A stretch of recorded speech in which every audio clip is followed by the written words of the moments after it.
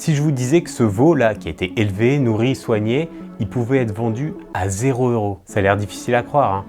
Pourtant, j'ai la preuve que c'est possible. C'est un des documents qui m'a vraiment le plus choqué durant mon enquête. En fait, un jour, un éleveur breton a livré un veau à un industriel, et il s'attendait à être payé pour ça. Mais une semaine plus tard, il a reçu cette facture.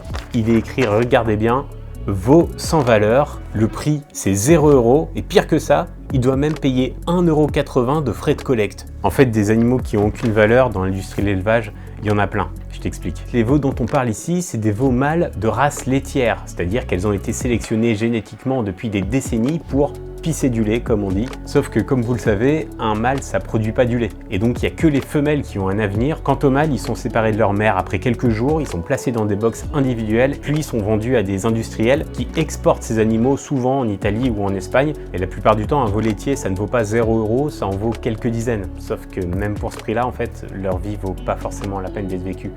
Il y a une éleveuse, Babette, qui m'a confié une réalité terrible, pourtant banale pour tous les éleveurs, c'est que soigner un veau mâle, ça coûte trop cher. Donc quand un petit animal est malade, souvent, on le laisse crever.